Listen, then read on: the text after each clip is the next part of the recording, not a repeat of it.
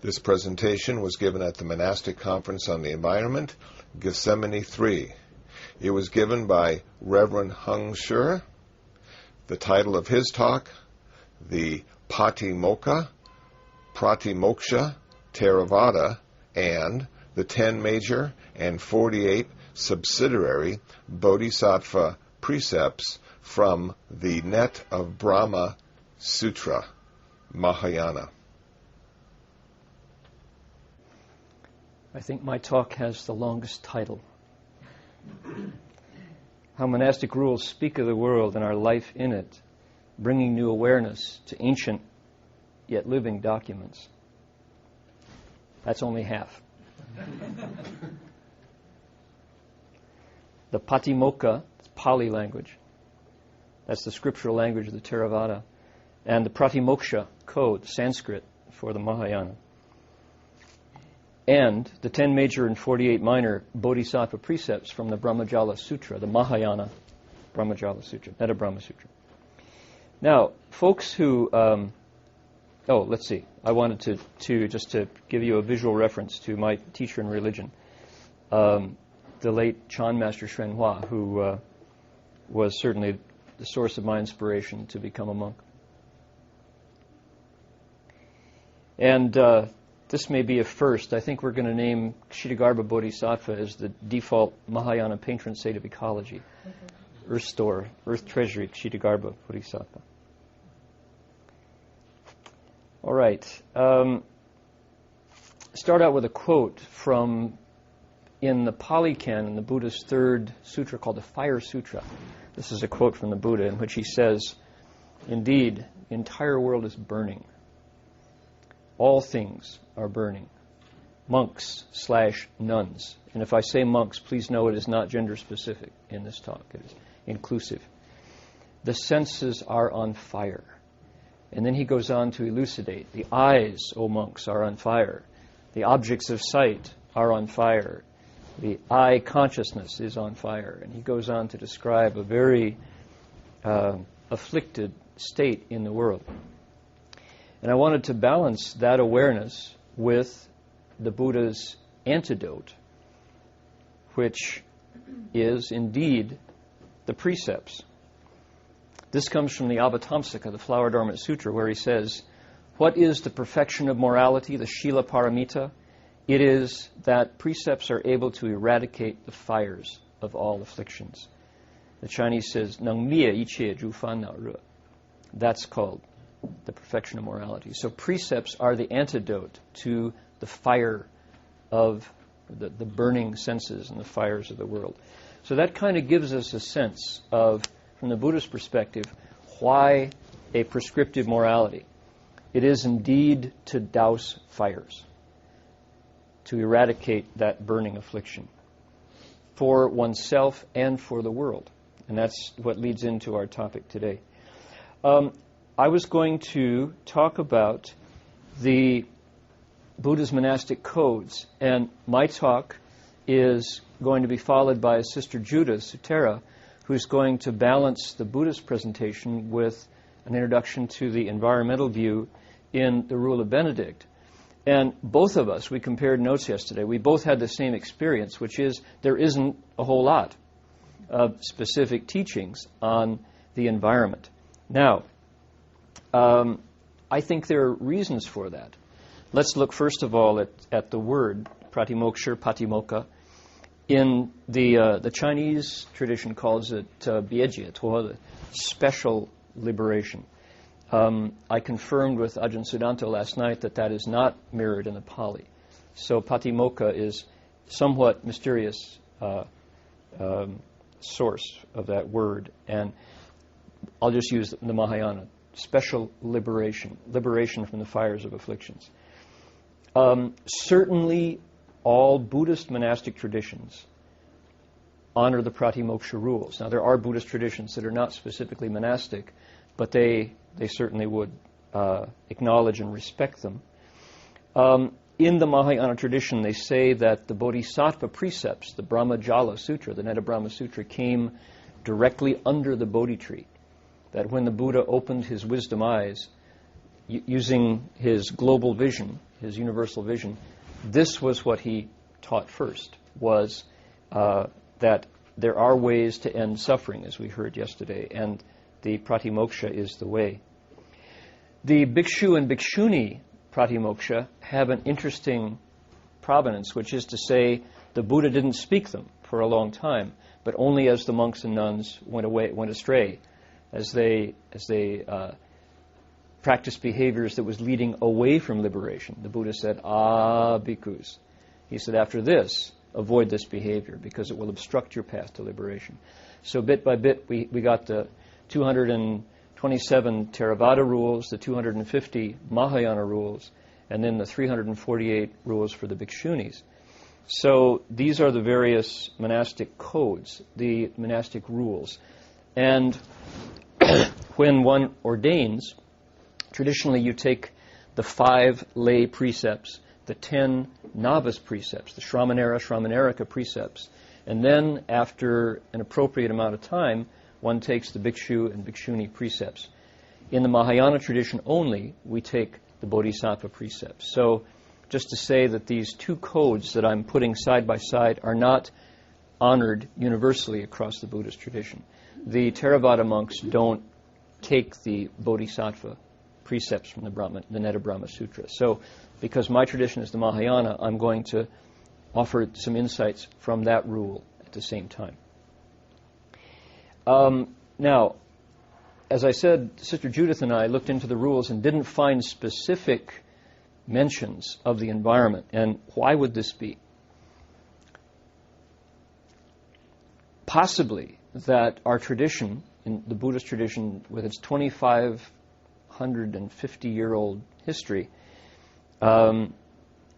was rooted in a very different view of the world than we have now in the 21st century.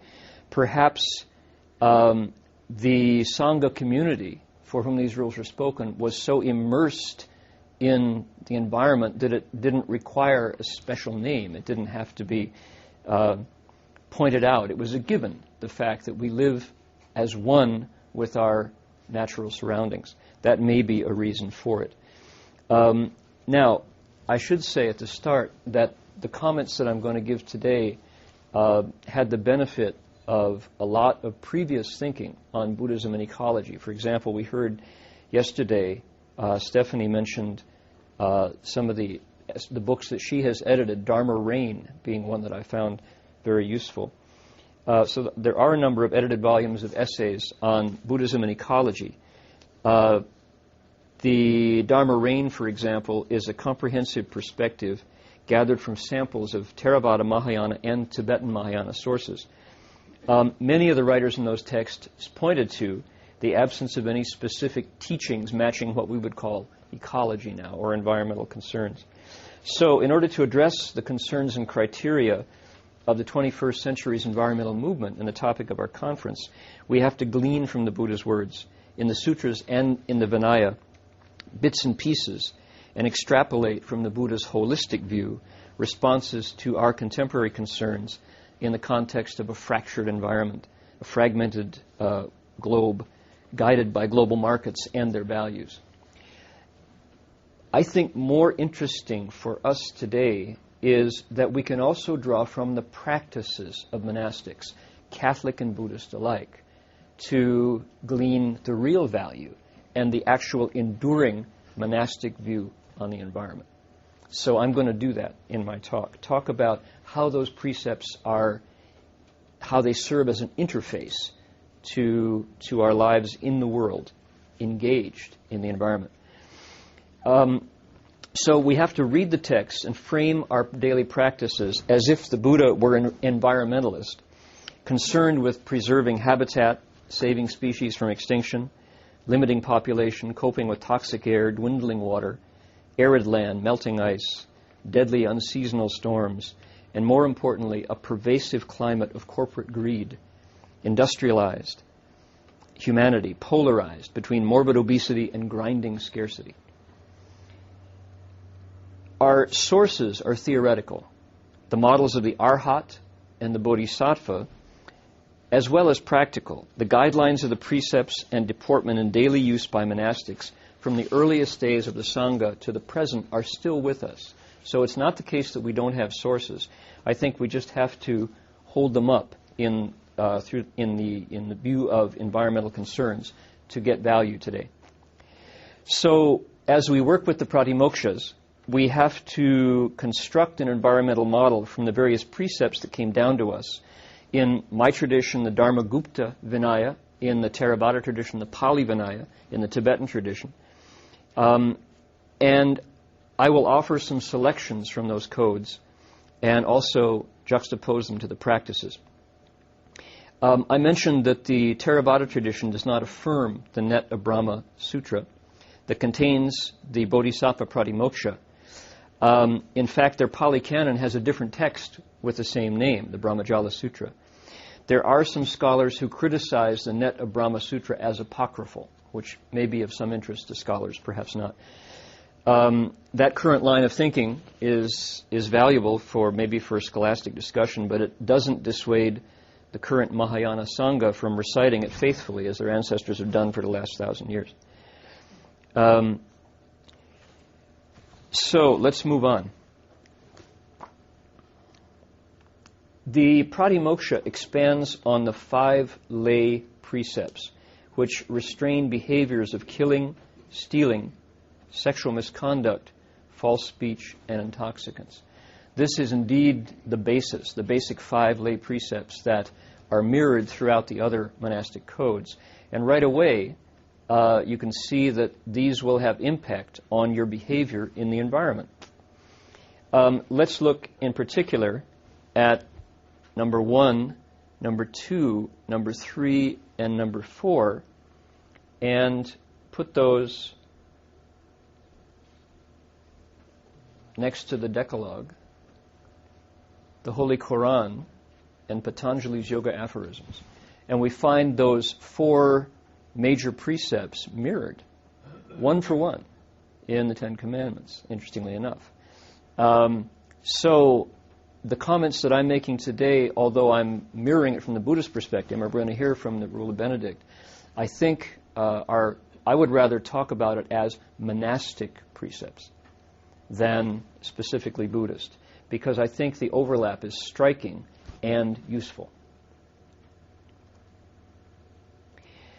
In both Pratimoksha rules, the bhikshu and the bodhisattva, precepts function as an interface.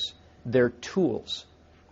They're guidelines between the monastic's resolve to live the holy life, in some cases to withdraw from the world, in some cases to transcend the world, in some cases, if you make the bodhi resolve, to enter the world in order to cross living beings over, and the situations that he or she will encounter both in the inner worlds and outer worlds. So those precepts allow you to do both, to engage without leaving the path. That's their real function. And I think if we extract that from both rules, I think that's not going to be too far astray. Monastic rules specify an interface for skillful living on the planet. How to live skillfully. Monks and nuns practice harmless, compassionate engagement using virtuous behavior and wisdom's expedient means. Father William last night mentioned the emphasis on upaya, expedient means, as something that he found not at all different in the 2 traditions.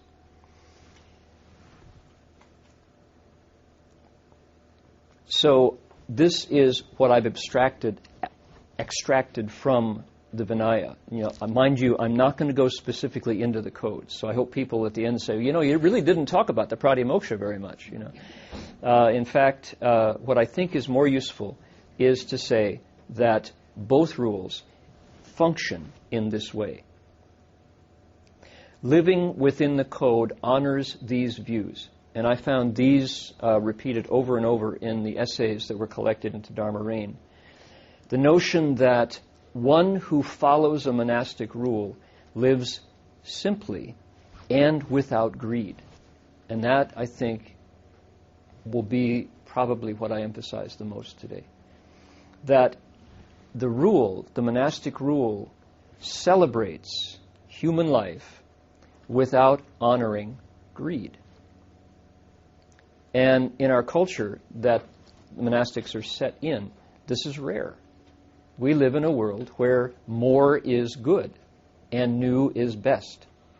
There's no doubt about that. And monastics say, no, there is an alternate way. There's an alternative that sustains and that survives and thrives at this time in the world. Now, also, very, very important is the emphasis on ahimsa. Ahimsa, Sanskrit, not harming.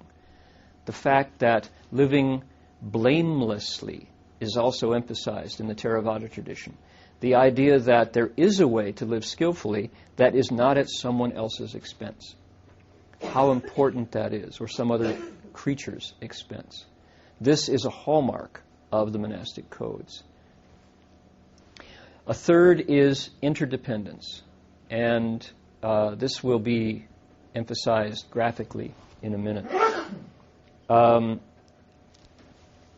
fourth is living as if the spirit was as important, if not more important, than the material.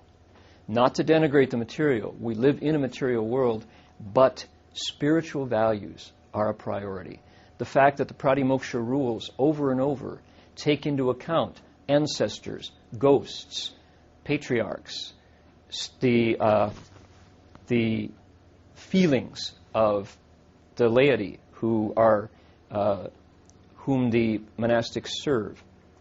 And then, this is an awful word, but I thought this was, maybe we can work with this one. Non-anthropocentricity. The codes stitch humanity back into the fabric instead of letting humanity bloat and become the only species the only species that has become a force of nature in itself. So these are the themes that these are the things that came to my mind as I looked at the Pratimoksha and of the bhikshus and the bodhisattvas. Let's look at middle way moderation, that is to say, not greed. Living simply, living sufficiently. Scarcity, it's important I think, to point out that monastics living the middle way are not pushed around by scarcity. It's not that we're fighting for our slice of the pie. It's that the idea that if you live mindfully, if you avoid extremes and live in moderation, there is plenty. There is plenty. Living simply. Contentment without greed is a hallmark of monastic codes.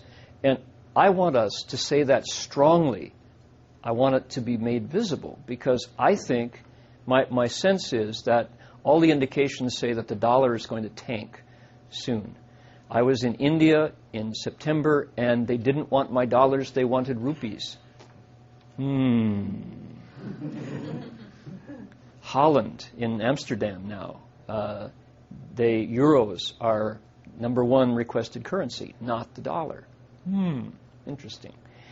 So the idea that somehow monastics, by living simply, live in pain, and that reducing greed is somehow un-American.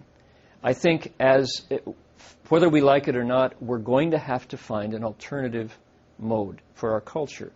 The monastic model works and has been around for so long, but it's essentially invisible, because we have the stigma of somehow being, making do with less it hurts the spirit. It's exactly the opposite. The spirit thrives when we know sufficiency, plenty.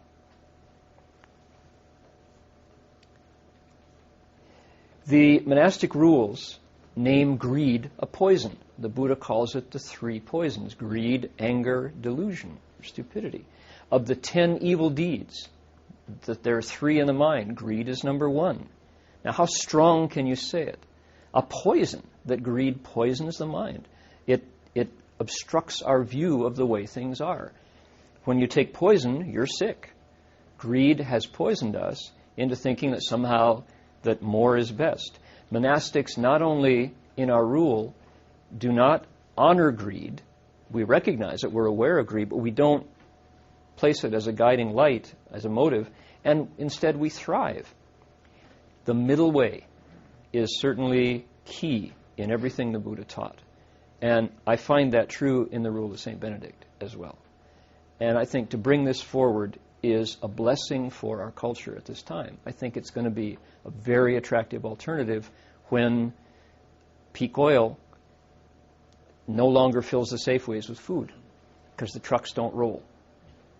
Once the trucks don't roll, fragile highways, superhighways, freeways are a very fragile ecosystem. It takes one big rig jackknifed on an exit to shut the exit. Nothing moves. As soon as you don't have the trucks rolling to pull the weeds, the weeds come right up through the cracks in the superhighway. It shuts down. It becomes a long playground for shuffleboard and for jogging and, you know. So, moderation, knowing when to stop. The Buddha said, contentment with fewness of desires, practicing generosity instead. Different than frugality or scarcity or simplicity. Contentment, moderation. The Buddha said, if you can be content, you'll always be happy. If you can be patient, your heart will know peace. 知足常乐，能忍自安. Knowing sufficiency, always happy. Able to bear of yourself at peace.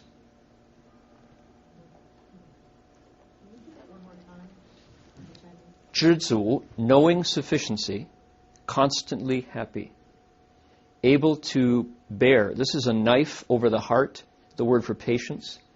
Patience is just like having a knife over your heart. You don't want to move. You just, wait. Able to endure of yourself peaceful. Inherently, implicitly peaceful. Intrinsically peaceful. I think this is a monastic virtue that we exemplify every meal, every day. And to make that visible, I think is going to be very important contribution that monastics will have to make to the culture at large once we have to change. People tend to react instead of prepare. Monastics have been living skillfully without honoring greed. Less material is more spirit, more nourishment, more joy, more satisfaction, because service to spirit, not to self, is celebrated in the monastic environment, in the rule. I think we need to preserve this culture for humanity. And that's, I think, the larger gift of our conference. Number 2, ahimsa, harmlessness. We had a conversation the other night, and Ron Epstein was mentioning that the environmental movement easily overlooks this as is currently constituted. That a commitment to non-harm, to living blamelessly, is enabled. It is ennobling and important. And this, I think, is embedded in the Pratimoksha Code. Okay, the third is interdependence. And I wanted to, let's see here. I've got another document here. Here we are.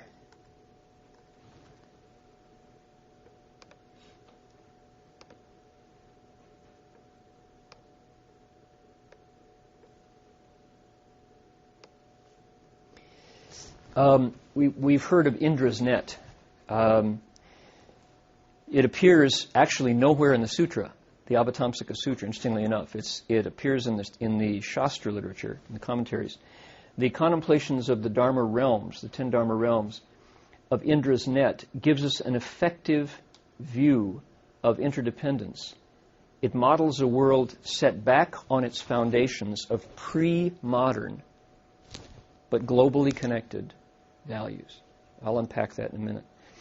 I'd like to share this prayer that I wrote and recited in 2003 when the GTU, the Graduate Theological Union, dedicated its new technology center.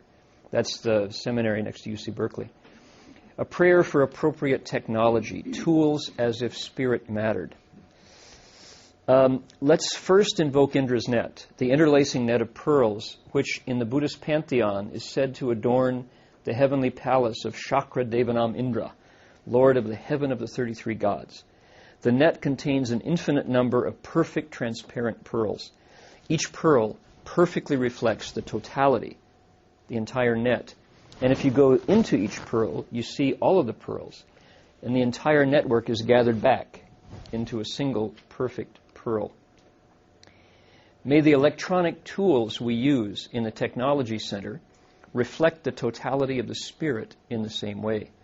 May every microcircuit that sustains our cyber reality mirror the interdependence of the Internet. May each node, module, each chip carry us faithfully into contact with the totality of the entire worldwide web of all living beings and all religions, mind you. May each monitor and tube reflect accurately, reliably, without bias, the data that can become information. The information that can become knowledge, not necessarily. And the knowledge that can, with grace and compassion, become wisdom. May we stay mindful as we use our electronic shovels and digital chisels that the tools are means to an end, that wisdom and compassion are the ends of those means. May we use our virtual servants to clarify our human values and enhance our basic human kindness, instead of leading us to serve the technology that too often is designed to serve marketing that is in turn the servant of greed and the bottom line. In this way, may we make each keystroke a blessing, each printout a prayer, each slideshow a sacrament for the earth and sky. Okay, that's the end of the prayer. But I wanted to say, in terms of in the Pratimoksha, in the monastic rule, this vision, embedded vision of interdependence is very helpful for us as we look at technology and how we follow technology. Monasticism offers a potential systematic solution to a current crisis of human values in the high-tech world. Monasteries provide a perfect laboratory for judging appropriate technology use. Because why? Embedded in our rule is no greed, is simplicity, sufficiency, is the notion of spirituality as a priority. The fact that we are knit into a fabric of living beings. So monastics can advocate and demonstrate the use of these ethics, ancient wisdom tools, techni, tools we make, technology, what people do, the tools that we use as technology. We can use ancient wisdom tools, compassion, wisdom, virtue, kindness, selflessness, to review appropriate technology and say, no, actually, we don't have to make it, we don't have to use it just because we made it. We don't have to make it just because we can. We don't have to buy it just because it's cool, which is what the marketplace tells us. It is too often the case now that if we can make a tool or a weapon, we will do so without reference to human values. So I'm suggesting that our monastic rules provide us with something that currently no one seems to be asking for, which is, is it appropriate technology? Do we have a standard by which to judge whether we should go ahead, make, market, distribute, use these tools? So that's a contribution that's embedded in the rule. Monasticism suggests that humans have a duty as stewards of the planet to think on behalf of all beings who share the natural environment, as well as the unborn generations to come. In a world where the average child spends 5 times more accumulated time daily with computer, internet, television, cell phone, game console, and MP3 player than interacting with his human relationships, monasticism's rootedness in Scripture, its emphasis on virtue and compassion, on service to spiritual values, and ethical integrity can provide a model for reshaping our priorities as a society. Right? You're aware of that Harvard study. They traced 6,000 families and averaged the amount of time the average child spent with his father. They traced them over 2 or 3 years. This was a Harvard social psychology. They discovered that how many if on the average, what would you say? 6,000 families, 3 years, average amount of time of interaction between son and father or daughter and father? Any suggestions? Every day? What's the average? Per day. 10 minutes. Anybody? Half hour? 5 minutes? Going down, 5 minutes? You ready? Now, this takes into account children without single-parent kids and also stay-home dads. You ready? 18 seconds. Got to go to work, honey. Love you. Bye. Out the door.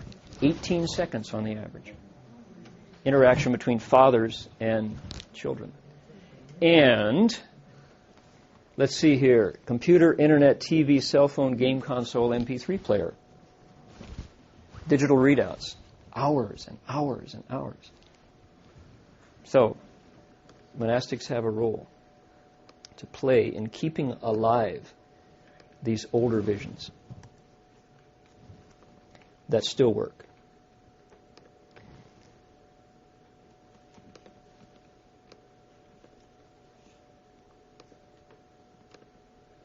Okay, now in terms of interdependence, there's a notion in the pratimoksha that is called same body, great compassion. For all beings with whom I share an identical physical makeup and a single nature. Tongti dabe, here's another one of those. This is same body, great compassion. Tongti dabe. So it translates as same body. It means we share an identical physical makeup. That's what makes it tongti. Earth, air, fire, and water make up the bodies, and a single awakened nature is shared across. For example, specifics are the earth, bones, tendons, teeth, hair, nails, shared by all mammals, invertebrates, insects.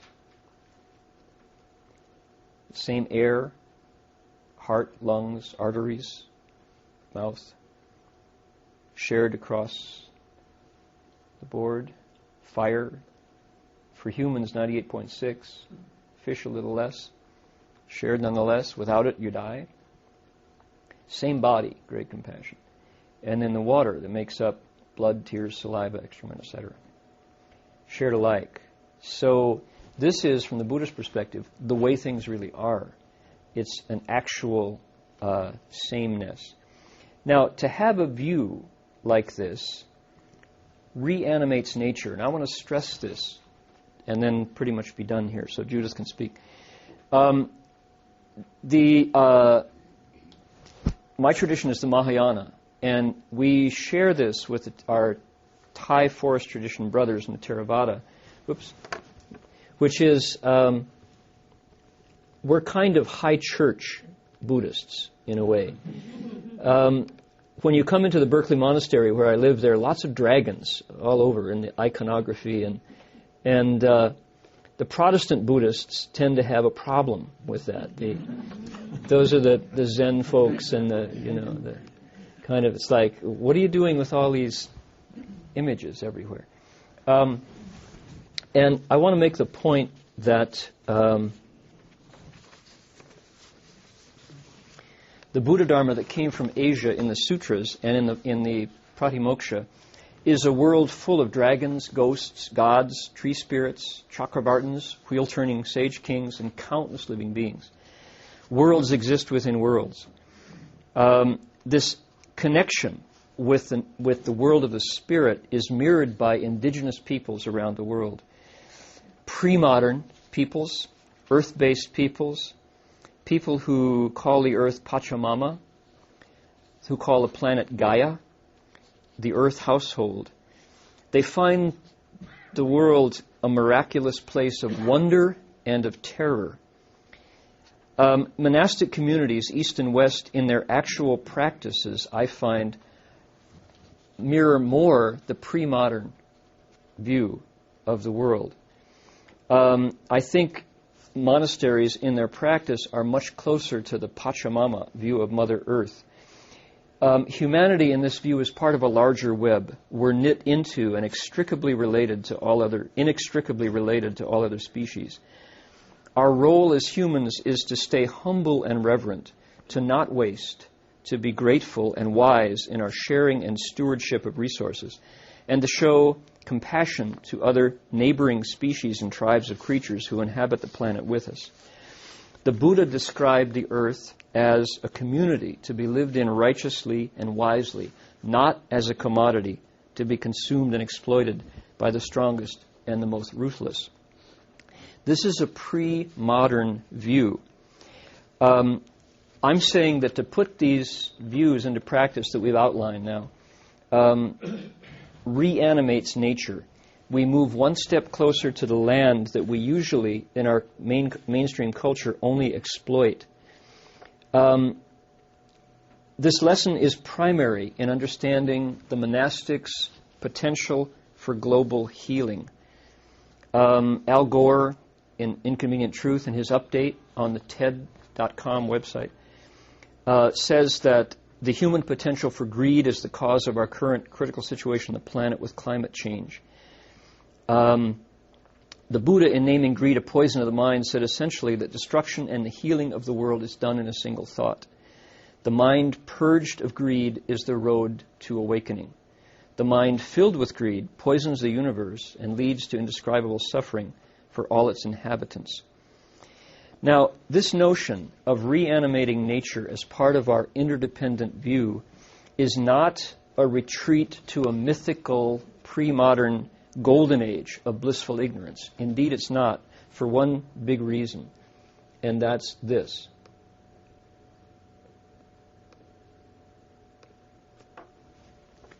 Things changed. This is that famous photo, 1969, Earthrise, taken from the moon. Right? Once we saw that, things were different. We saw the limits. That's why it was special. We saw the finite quality of that. And notice around it what else there is close by. Not much. Lots of dark space. So once we've seen that, once we've seen pictures of Earthrise taken from an orbit, from the surface of the moon. Hold on, where was I here?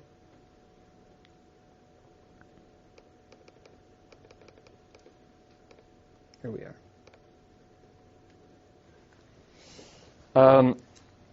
Of our tiny blue marble of a planet with its precious finite oceans set in a vast black infinite universe, there's no turning back to an isolated tribal view of self-interest and struggle for survival.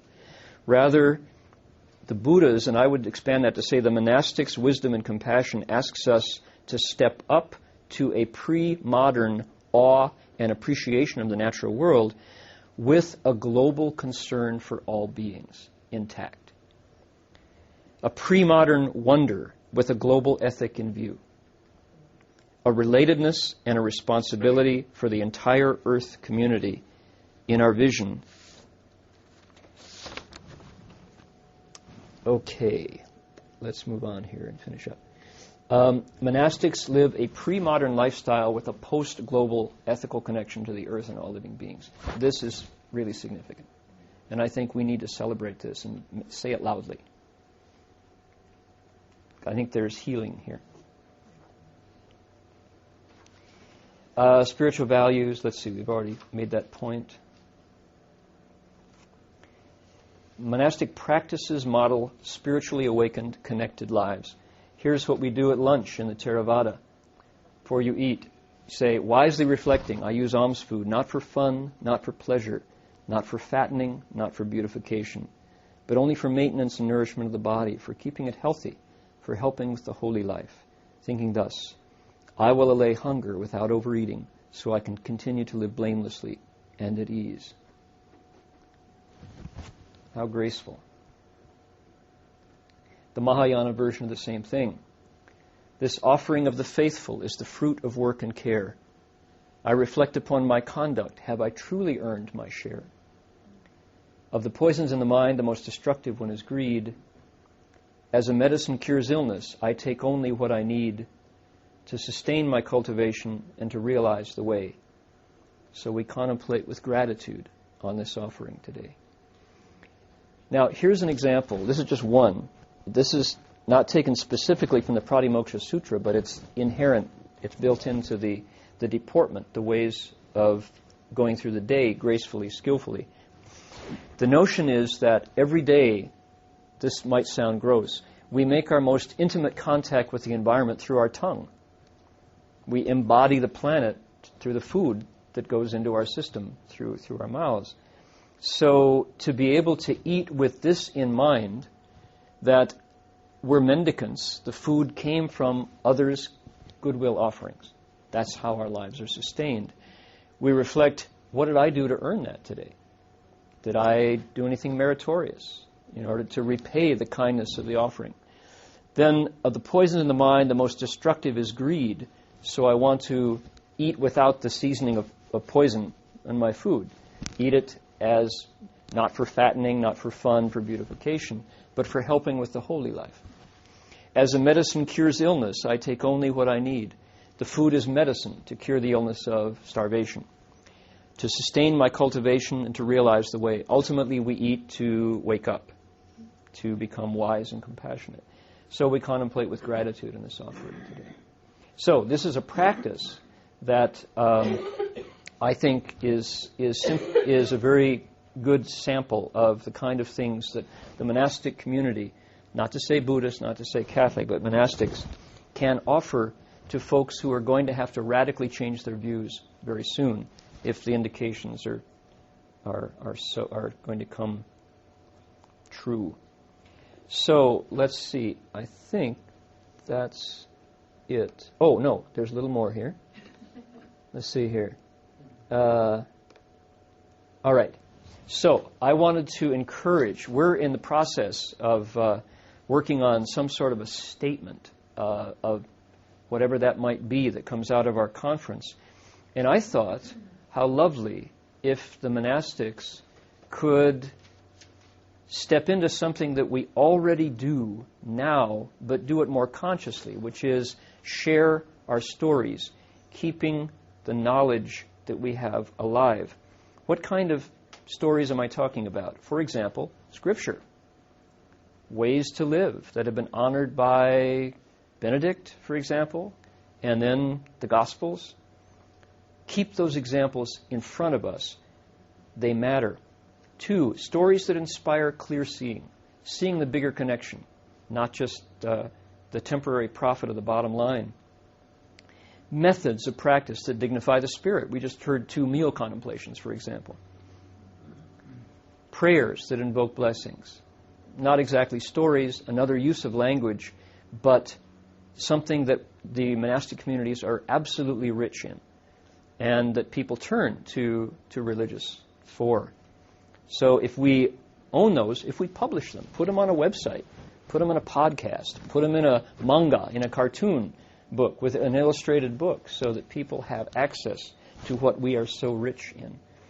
Methods that show simplicity's righteousness and rewards. So, storytellers, gospel speakers, precept holders.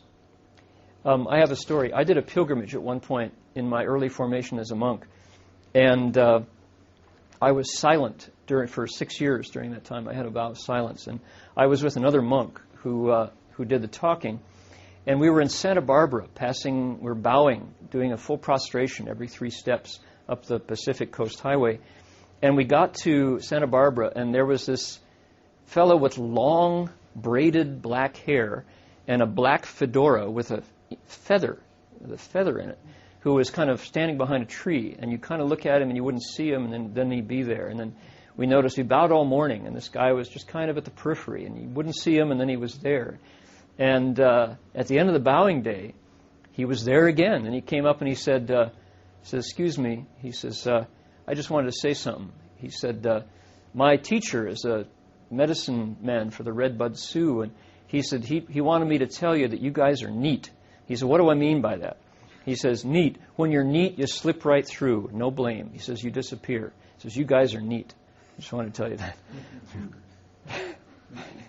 Oh, thank you. Okay. Well, here are some guys who are neat. Slipping right through. Following those codes, living blamelessly. Right? This is the planning committee for the monks in the West. There's many familiar faces who are in the room with us today. Some who are not. But, right? Recognize those. Here's another group of neat folks. Gethsemani 2. This is the model for our photograph, Father William. So, although it's not green. Okay, I'm suggesting that monastics have a big job to play as the culture changes, as we're forced by the falling dollar and having no food in the Safeway. I think if we only raise up some of the monastic practices, Buddhist and Catholic alike, I think we have a huge gift to make. So, thank you very much.